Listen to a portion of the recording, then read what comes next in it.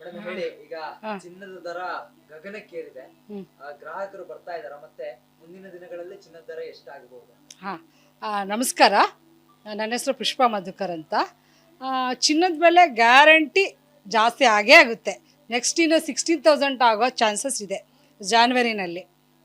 ಚಿನ್ನದ ಬೆಲೆ ಅಂದರೆ ನಮ್ಮ ಹಿಂದೂಗಳಿಗಂತೂ ಹಳದಿ ಲೋಹ ಅಂದರೆ ಭಾಳ ಪ್ರೀತಿ. ಯಾರಾದರೂ ಚಿಕ್ಕ ವಸ್ತಾದರೂ ತೊಗೊಳ್ಲಿಕ್ಕೆ ಇಷ್ಟಪಟ್ಟೇ ಪಡ್ತಾರೆ. ಮತ್ತು ನಮ್ಮ ಗೌರ್ಮೆಂಟ್ ಸಮೇತ ಇದನ್ನು ಖರೀದಿ ಮಾಡಿ ಇಟ್ಕೊಳ್ತಾ ಇದೆ ರಿಸರ್ವ್ ಬ್ಯಾಂಕ್ನಲ್ಲಿ. ಹಾಗಾಗಿ ಸಮೇತ ಈ ಚಿನ್ನದ ಬೆಲೆ ಏರಲಿಕ್ಕೆ ಒಂದು ಯಾವ ರೀಸನ್ಗೆ ಈ ಚಿನ್ನದ ದರ ಏರಿಕೆ ಆಗ್ತಾ ಇದೆ? ಅದೇ ನಾನು ಹೇಳಿದ್ದು, ನಮ್ಮ ಗೌರ್ಮೆಂಟು, ನಮ್ಮ ರಿಸರ್ವ್ ಬ್ಯಾಂಕ್ ಚಿನ್ನವನ್ನು ಹೂಡಿಕೆ ಮಾಡ್ತಾ ಇದೆ. ಯಾಕಂದರೆ ಈ ಡಾಲರ್ಸ್ದೆಲ್ಲ ಇದಾಗಬೇಕಾದ್ರೆ ಇದೊಂದು ಸೇಫ್ಟಿ ಲೆಕ್ಕ ಇರಲಿ ಅಂತ. ಚಿನ್ನದ ಬೆಲೆ ಯಾವಾಗಲೂ ಜಾಸ್ತಿ ಆಗೋದಿದೆ ನೋಡಿ. ಬೆಳ್ಳಿ ರೇಟು ಜಾಸ್ತಿಯಾಗಿ ಕಮ್ಮಿ ಆಗುವಂಥದ್ದಿದೆ. ಬಟ್ ಚಿನ್ನ ನೀವು ಇದರಲ್ಲಿ ನೋಡಿ, ಸೆನ್ಸೆಕ್ಸಲ್ಲಿ ನೋಡಿ, ಏರಿದ್ದು ಕಮ್ಮಿ ಆಗಿದ್ದೇ ಇಲ್ಲ. ಆ ಒಂದು ಕಾರಣದಿಂದ ಸಹ ಹೂಡಿಕೆ ಮಾಡ್ತಾ ಇದ್ದಾರೆ. ನಮ್ಮ ಜನ ಸಹ ಇದನ್ನು ನಾಳೆ ಹೂಡಿಕೆ ಆಗಲಿ. ಇವತ್ತಿನ ಬೆಲೆ ಲಾಸ್ಟ್ 2005-06ನಲ್ಲಿ 5,000 ಇದ್ದಿದ್ದು 2 ಇಯರ್ಸ್ನಲ್ಲಿ ಅದರದ್ದು 3ರಷ್ಟು ಜಾಸ್ತಿ ಆಗಿದೆ. 12,000 ಅಷ್ಟಾಗಿದೆ. ಇದು 16,000ವರೆಗೆ ಹೋಗುವ ಚಾನ್ಸಸ್ ಇದೆ.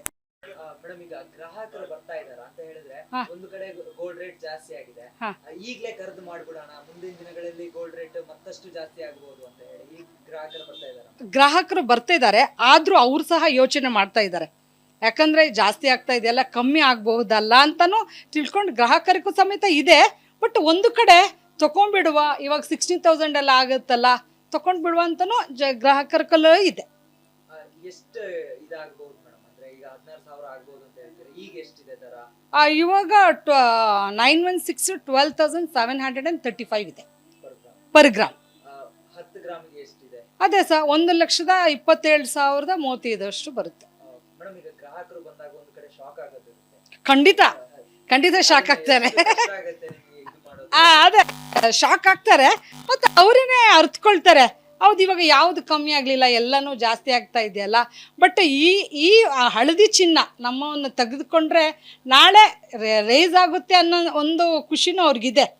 ಇವಾಗ 5,000 6,000 ನಾನು ಆವಾಗಲೇ ತೊಗೊಳ್ಬೋದಿತ್ತು, ನೋಡು ಹೇಗೆ ರೈಸ್ ಆಗ್ತಾ ಇದೆ ಅಂತಲೂ ಒಂದು ಮನೋಭಾವನೆ ಅವ್ರಿಗಿದೆ. ಮೇಡಮ್, ಈಗ ಈ ಒಂದು ಗ್ಲೋಬಲ್ ಇದು ಆಗ್ತಾ ಇರೋದ್ರಿಂದಾಗಿ ಒಂದು ಕಡೆ ವ್ಯಾಪಾರ ಕೊರತ ಆಗಿರಬಹುದು, ಆ ಥರದ್ದು ಏನಾದರೂ ಆಗ್ತಾ ಇದೆಯಾ? ಸ್ವಲ್ಪ ಹೊಡ್ತಾ ಅಂದರೆ ಏನಕ್ಕೆ ಆಗ್ತಾ ಇದೆ ಗೊತ್ತಾ? ಈ ರೀತಿ ರೈಸ್ ಆಗ್ತಿದೆಯಾ, ಕಮ್ಮಿ ಆಗ್ಬೋದಾ ಅಂತ ಒಂದು ಮನಸ್ಸಲ್ಲಿ ಇದೆ. ಇದು ಸ್ವಲ್ಪ ದಿನ ಅವ್ರ ತಲೆನಲ್ಲಿ ಇರುತ್ತೆ, ಆಮೇಲೆ ಹಾಗೆ ಅದ್ರ ಪಾಡಿಗೆ ಆ ರೀತಿ ಹಾಗೆ ಆಗುತ್ತೆ. ಇನ್ನು ಹಬ್ಬ ಹರಿದಿನಗಳು ಬರುತ್ತೆ, ಹಾಗೆ ಯಾವ ರೀತಿಯಾದಂಥ ವ್ಯಾಪಾರಗಳನ್ನ ನಿರೀಕ್ಷೆ ಮಾಡಿಲ್ಲ ಸರ್? ನಿರೀಕ್ಷೆ ಅಂದರೆ ಇವಾಗ ಸ್ವಲ್ಪ ನಿರೀಕ್ಷೆ ಕಮ್ಮಿನೇ. ಯಾಕಂದರೆ ಜನರು ಕಾಯ್ತಾ ಇದ್ದಾರೆ, ಯಾಕಂದರೆ ಇದು ಏಕ್ದಮ್ ಹೋಗ್ತಾ ಇದೆ ಅಲ್ಲ ಅಂತ. ಆಮೇಲೆ ಅವ್ರಿಗೆ ತಾನಾಗೆ ಗೊತ್ತಾಗುತ್ತೆ, ಆಮೇಲೆ ಆವ್ರೇಜ್.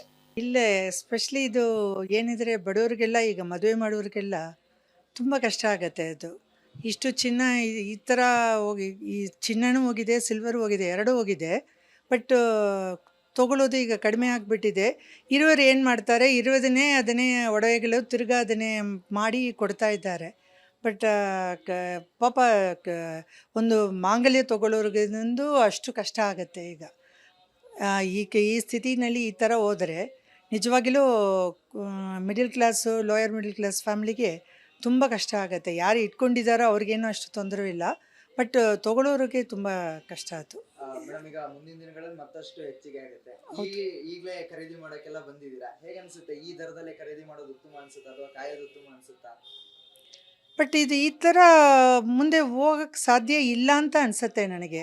ಯಾಕೆ ಎಷ್ಟು ಹೋಗೋಕ್ಕಾಗತ್ತೆ ಈ ಥರ ಒಂದು ಇದರಲ್ಲಿ ಸ್ಟಾಪ್ ಆಗಲೇಬೇಕು. ಅದು ಯಾವಾಗ ಆಗತ್ತಂತ ಗೊತ್ತಿಲ್ಲ. ಕೆಲವರು ಏನು ಮಾಡ್ತಾರೆ, ಚಿನ್ನ ಇನ್ನೂ ಜಾಸ್ತಿ ಆಗುತ್ತೆ ಅಂತ ತೊಗೊಂಡು ಇಟ್ಕೊಂಡ್ಬಿಟ್ಟು ಆಮೇಲೆ ಏನು ಮಾಡ್ತಾರೆ, ಕೊಡೋಣ ಅಂತ ವೆಯ್ಟ್ ಮಾಡೋರು ಇದ್ದಾರೆ, ಇಲ್ಲ ಅಂತ ನಾನು ಹೇಳಿಲ್ಲ. ಬಟ್ ಇದು ಎಷ್ಟು ಮಟ್ಟಕ್ಕೆ ಹೋಗತ್ತಂತ ನನಗೇನು ಹೇಳ್ತಾರೆ ಹೋಗತ್ತಂತ. ಬಟ್ ಆ ಥರ ಹೋದರೆ ಯಾರೋ ತೊಗೊಳೋರೆಲ್ಲ ಕಡಿಮೆ ಆಗುತ್ತೆ, ಎಲ್ಲರೂ ಮುಚ್ಕೊಂಡೇ ಹೋಗಬೇಕು, ಆಮೇಲೆ ಅಂಗಡಿ ಇಲ್ಲ, ಆ ಥರ ಇದ್ದರೆ ಇದು ಒಂದು ಸ್ಥಿತಿಗೆ ಇದು ಸ್ಟಾಪ್ ಆಗಲೇಬೇಕು. ನನ್ನ ಹೆಸರು ಮೀನಾ ಅಂತ. ನಾನಿಲ್ಲಿ ತುಂಬ ವರ್ಷದಿಂದ 30 ವರ್ಷ ಮೇಲೆ ಆಯಿತು ನಾನಿಲ್ಲಿ ಬರ್ತಾಯಿದ್ದೀನಿ ನಾನು. ಬಟ್ ನಾನು ಒಡವೆ ಆ ಕಾಲದಲ್ಲಿ ತೊಗೊಳ್ಳೋದೆಲ್ಲ ನಮ್ಮ ಏನಿದ್ರೆ ನಾವೆಲ್ಲ ಕೆಲಸ ಮಾಡೋರು, ಮಂತ್ಲಿ ಇಷ್ಟು ನಾನು ತೊಗೊಳಕ್ಕೆ ಶುರು ಮಾಡುವಾಗ 600-700 ರುಪೀಸ್ ನಾನು ತೊಗೊಳ್ಳುವಾಗ ಪರ್ ಗ್ರಾಮ್. ಇವಾಗ 12,000 13,000 ಹೋಗ್ಬಿಟ್ಟಿದೆ. ಇದು ತೊಗೊಳ್ಳೋದು ನಿಜವಾಗಿಲೂ 1 ಗ್ರಾಮ್ ಅದು ತೊಗೊಳ್ಳೋದು ಕೊಡೋದು ಇದ್ದರೆ ತುಂಬ ಕಷ್ಟ ಆಗುತ್ತೆ. ನಾವು ಇರೋದು ಹಳೆಯದನ್ನೇ ಏನು ಮಾಡ್ತೀವಿ, ನಾವು ಅದನ್ನೇ ಕೊಟ್ಟು ನಾವು ಮಾಡ್ಕೊಳ್ತೀವಿ, ನಮ್ಗೆ ಗೊತ್ತಾಗ್ತಾ ಇಲ್ಲ. ಅದನ್ನು ಕಷ್ಟ ಆಗುತ್ತೆ. ಈಗ 40 ಗ್ರಾಮ್ಸ್ ಕೊಟ್ಟರೆ ನಮ್ಗೆ ಸಿಕ್ಕೋದು 20 ಗ್ರಾಮೇ ಸಿಕ್ಕೋದು ನಮಗೆ. ಆ ಥರ ಆಗ್ತಾಯಿದೆ ಈಗ. ಬಟ್ ಹೊಸಬರು ತೊಗೊಳ್ಳೋರಿಗೆ ತುಂಬ ಕಷ್ಟ ಆಗುತ್ತೆ ಇದು. ಮುಂದಕ್ಕೆ ಪಾಪ ಮದುವೆ ಮಾಡೋರಿಗೆಲ್ಲ ತುಂಬ ಕಷ್ಟ ಇದು. ಮೇಡಮ್ ಹೇಳಿ, ಈಗ ಚಿನ್ನದ ದರ ಗಗನಕ್ಕೇರಿದೆ, ಗ್ರಾಹಕರು ಬರ್ತಾ ಇದಾರ, ಮತ್ತೆ ಮುಂದಿನ ದಿನಗಳಲ್ಲಿ ಚಿನ್ನದ ದರ ಎಷ್ಟಾಗಬಹುದು? ನಮಸ್ಕಾರ, ನನ್ನ ಹೆಸರು ಪುಷ್ಪಾ ಮಧುಕರ್ ಅಂತ. ಚಿನ್ನದ ಬೆಲೆ ಗ್ಯಾರಂಟಿ ಜಾಸ್ತಿ ಆಗೇ ಆಗುತ್ತೆ. ನೆಕ್ಸ್ಟ್ ಇನ್ನು 16,000 ಆಗೋ ಚಾನ್ಸಸ್ ಇದೆ ಜಾನ್ವರಿನಲ್ಲಿ. ಚಿನ್ನದ ಬೆಲೆ ಅಂದರೆ ನಮ್ಮ ಹಿಂದೂಗಳಿಗಂತೂ ಹಳದಿ ಲೋಹ ಅಂದರೆ ಭಾಳ ಪ್ರೀತಿ. ಯಾರಾದರೂ ಚಿಕ್ಕ ವಸ್ತಾದರೂ ತೊಗೊಳ್ಲಿಕ್ಕೆ ಇಷ್ಟಪಟ್ಟೇ ಪಡ್ತಾರೆ. ಮತ್ತು ನಮ್ಮ ಗೌರ್ಮೆಂಟ್ ಸಮೇತ ಇದನ್ನು ಖರೀದಿ ಮಾಡಿ ಇಟ್ಕೊಳ್ತಾ ಇದೆ ರಿಸರ್ವ್ ಬ್ಯಾಂಕ್ನಲ್ಲಿ. ಹಾಗಾಗಿ ಸಮೇತ ಈ ಚಿನ್ನದ ಬೆಲೆ ಏರಲಿಕ್ಕೆ ಒಂದು ಅದೇ ನಾನು ಹೇಳಿದ್ದು, ನಮ್ಮ ಗೌರ್ಮೆಂಟು, ನಮ್ಮ ರಿಸರ್ವ್ ಬ್ಯಾಂಕ್ ಚಿನ್ನವನ್ನು ಹೂಡಿಕೆ ಮಾಡ್ತಾ ಇದೆ. ಯಾಕಂದರೆ ಈ ಡಾಲರ್ಸ್ದೆಲ್ಲ ಇದಾಗಬೇಕಾದ್ರೆ ಇದೊಂದು ಸೇಫ್ಟಿ ಲೆಕ್ಕದಲ್ಲಿ ಇರಲಿ ಅಂತ ಚಿನ್ನದ ಬೆಲೆ ಯಾವಾಗಲೂ ಜಾಸ್ತಿ ಆಗೋದಿದೆ. ನೋಡಿ, ಬೆಳ್ಳಿ ರೇಟು ಜಾಸ್ತಿಯಾಗಿ ಕಮ್ಮಿ ಆಗುವಂಥದ್ದಿದೆ. ಬಟ್ ಚಿನ್ನ ನೀವು ಇದರಲ್ಲಿ ನೋಡಿ, ಸೆನ್ಸೆಕ್ಸಲ್ಲಿ ನೋಡಿ, ಏರಿದ್ದು ಕಮ್ಮಿ ಆಗಿದ್ದೇ ಇಲ್ಲ. ಆ ಒಂದು ಕಾರಣದಿಂದ ಸಹ ಹೂಡಿಕೆ ಮಾಡ್ತಾ ಇದ್ದಾರೆ. ನಮ್ಮ ಜನ ಸಹ ಇದನ್ನು ನಾಳೆ ಹೂಡಿಕೆ ಆಗಲಿ. ಇವತ್ತಿನ ಬೆಲೆ ಲಾಸ್ಟ್ 2005-06ನಲ್ಲಿ 5,000 ಇದ್ದಿದ್ದು 2 ಇಯರ್ಸ್ನಲ್ಲಿ ಅದ್ರದ್ದು 3ರಷ್ಟು ಜಾಸ್ತಿ ಆಗಿದೆ, 12,000 ಅಷ್ಟಾಗಿದೆ. ಇದು 16,000ವರೆಗೆ ಹೋಗುವ ಚಾನ್ಸಸ್ ಇದೆ. ಮೇಡಮ್, ಈಗ ಗ್ರಾಹಕರು ಬರ್ತಾ ಇದಾರ ಅಂತ ಹೇಳಿದ್ರೆ, ಒಂದು ಕಡೆ ಗೋಲ್ಡ್ ರೇಟ್ ಜಾಸ್ತಿ ಆಗಿದೆ, ಈಗಲೇ ಖರೀದಿ ಮಾಡ್ಬಿಡೋಣ, ಮುಂದಿನ ದಿನಗಳಲ್ಲಿ ಗೋಲ್ಡ್ ರೇಟ್ ಮತ್ತಷ್ಟು ಜಾಸ್ತಿ ಆಗಬಹುದು ಅಂತ ಹೇಳಿ ಈಗ ಗ್ರಾಹಕರು ಬರ್ತಾ ಇದ್ದಾರೆ. ಆದ್ರೂ ಅವ್ರು ಸಹ ಯೋಚನೆ ಮಾಡ್ತಾ ಇದ್ದಾರೆ, ಯಾಕಂದ್ರೆ ಜಾಸ್ತಿ ಆಗ್ತಾ ಇದೆಯಲ್ಲ, ಕಮ್ಮಿ ಆಗಬಹುದಲ್ಲ ಅಂತಾನು ತಿಳ್ಕೊಂಡು ಗ್ರಾಹಕರಿಗೂ ಸಮೇತ ಇದೆ. ಬಟ್ ಒಂದು ಕಡೆ ತಗೊಂಡ್ಬಿಡುವ, ಇವಾಗ 16,000 ಎಲ್ಲ ಆಗುತ್ತಲ್ಲ, ತಗೊಂಡ್ಬಿಡುವ ಅಂತಾನು ಗ್ರಾಹಕರಲ್ಲೂ ಇದೆ. ಎಷ್ಟು ಇದಾಗಬಹುದು ಮೇಡಮ್? ಅಂದ್ರೆ ಈಗ 16,000 ಆಗಬಹುದು ಅಂತ ಹೇಳ್ತೀರಾ, ಈಗ ಎಷ್ಟಿದೆ ದರ? ಇವಾಗ 916 12,735 ಇದೆ ಪರ್ ಗ್ರಾಮ್. 10 ಗ್ರಾಮ್ಗೆ ಎಷ್ಟಿದೆ? ಅದೇ ಸರ್, 1,27,035 ಬರುತ್ತೆ. ಮೇಡಮ್, ಈಗ ಗ್ರಾಹಕರು ಬಂದಾಗ ಒಂದು ಕಡೆ ಶಾಕ್ ಆಗೋದು ಇರುತ್ತೆ. ಖಂಡಿತ ಶಾಕ್ ಆಗ್ತಾರೆ.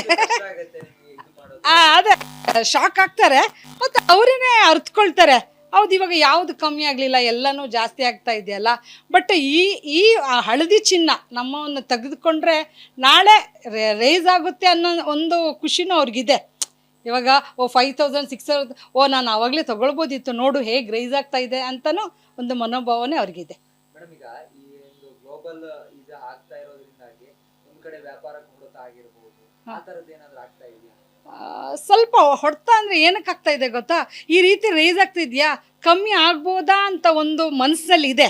ಇದು ಸ್ವಲ್ಪ ದಿನ ಅವ್ರ ತಲೆನಲ್ಲಿ ಇರುತ್ತೆ, ಆಮೇಲೆ ಹಾಗೆ ಅದ್ರ ಪಾಡಿಗೆ ಆ ರೀತಿ ಹಾಗೆ ಆಗುತ್ತೆ. ಇನ್ನು ಹಬ್ಬ ಹರಿದಿನಗಳು ಬರುತ್ತೆ, ಆಗ ಯಾವ ರೀತಿಯಾದಂಥ ವ್ಯಾಪಾರಗಳನ್ನ ನಿರೀಕ್ಷೆ ಮಾಡಿದ್ದೀರಾ ಸರ್? ನಿರೀಕ್ಷೆ ಅಂದರೆ ಇವಾಗ ಸ್ವಲ್ಪ ನಿರೀಕ್ಷೆ ಕಮ್ಮಿನೇ, ಯಾಕಂದರೆ ಜನರು ಕಾಯ್ತಾ ಇದ್ದಾರೆ, ಯಾಕಂದರೆ ಇದು ಏಕ್ದಮ್ ಹೋಗ್ತಾ ಇದೆ ಅಲ್ಲ ಅಂತ.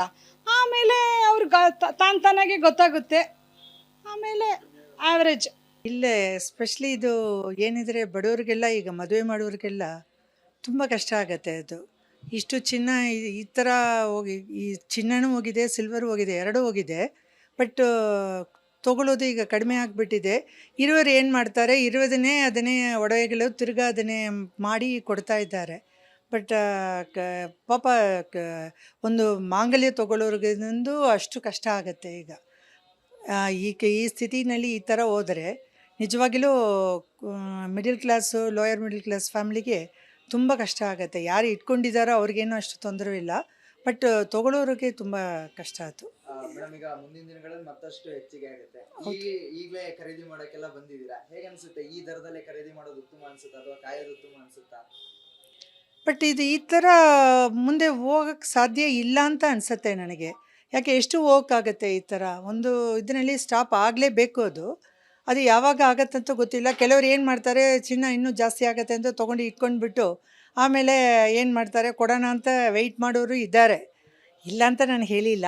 ಬಟ್ ಇದು ಎಷ್ಟು ಮಟ್ಟಕ್ಕೆ ಹೋಗತ್ತಂತ ನನಗೇನು ಹೇಳ್ತಾರೆ ಹೋಗತ್ತಂತ. ಬಟ್ ಆ ಥರ ಹೋದರೆ ಯಾರೋ ತೊಗೊಳೋರೆಲ್ಲ ಕಡಿಮೆ ಆಗುತ್ತೆ, ಎಲ್ಲರೂ ಮುಚ್ಕೊಂಡೇ ಹೋಗಬೇಕು ಆಮೇಲೆ ಅಂಗಡಿ ಇಲ್ಲ, ಆ ಥರ ಇದ್ದರೆ ಇದು ಒಂದು ಸ್ಥಿತಿಗೆ ಇದು ಸ್ಟಾಪ್ ಆಗಲೇಬೇಕು. ಇದು ನಿಮ್ಮ ಹೆಸರು? ನನ್ನ ಹೆಸರು ಮೀನಾ ಅಂತ. ನಾನಿಲ್ಲಿ ತುಂಬ ವರ್ಷದಿಂದ 30 ವರ್ಷ ಮೇಲೆ ಆಯಿತು ನಾನು ಇಲ್ಲಿ ಬರ್ತಾಯಿದ್ದೀನಿ ನಾನು. ಬಟ್ ನಾನು ಒಡವೆ ಆ ಕಾಲದಲ್ಲಿ ತೊಗೊಳ್ಳೋದೆಲ್ಲ ನಮ್ಮ ಏನಿದ್ರೆ ನಾವೆಲ್ಲ ಕೆಲಸ ಮಾಡೋರು ಮಂತ್ಲಿ ಇಷ್ಟು ನಾನು ತೊಗೊಳಕ್ಕೆ ಶುರು ಮಾಡುವಾಗ 600-700 ರುಪೀಸ್ ನಾನು ತೊಗೊಳ್ಳುವಾಗ ಪರ್ ಗ್ರಾಮ್. ಇವಾಗ 12,000 13,000ಗೆ ಹೋಗ್ಬಿಟ್ಟಿದೆ. ಇದು ತೊಗೊಳ್ಳೋದು ನಿಜವಾಗಿಲೂ 1 ಗ್ರಾಮ್ ಅದು ತೊಗೊಳ್ಳೋದು ಕೊಡೋದು ಇದ್ದರೆ ತುಂಬ ಕಷ್ಟ ಆಗುತ್ತೆ. ನಾವು ಇರೋದು ಹಳೆಯದನ್ನೇ ಏನು ಮಾಡ್ತೀವಿ, ನಾವು ಅದನ್ನೇ ಕೊಟ್ಟು ನಾವು ಮಾಡ್ಕೊಳ್ತೀವಿ, ನಮ್ಗೆ ಗೊತ್ತಾಗ್ತಾ ಇಲ್ಲ, ಅದನ್ನು ಕಷ್ಟ ಆಗುತ್ತೆ. ಈಗ 40 ಗ್ರಾಮ್ಸ್ ಕೊಟ್ಟರೆ ನಮ್ಗೆ ಸಿಕ್ಕೋದು 20 ಗ್ರಾಮೇ ಸಿಕ್ಕೋದು ನಮಗೆ, ಆ ಥರ ಆಗ್ತಾಯಿದೆ ಈಗ. ಬಟ್ ಹೊಸಬರು ತೊಗೊಳ್ಳೋರಿಗೆ ತುಂಬ ಕಷ್ಟ ಆಗುತ್ತೆ ಇದು. ಮುಂದಕ್ಕೆ ಪಾಪ ಮದುವೆ ಮಾಡೋರಿಗೆಲ್ಲ ತುಂಬ ಕಷ್ಟ ಇದು. Okay, thank you.